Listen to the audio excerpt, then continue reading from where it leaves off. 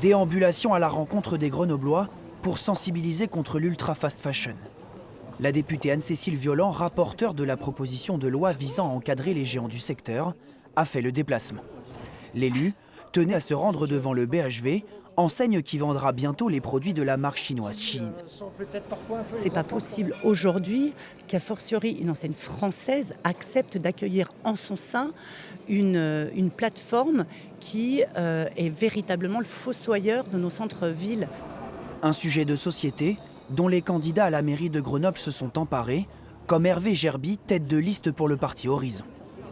Le maire peut tout à fait, demain, discuter avec les commerçants, élaborer une charte qui soit une charte de développement durable. Il peut aussi empêcher, il peut préempter un certain nombre de commerces pour installer d'autres commerces qui rentreraient dans cette charte.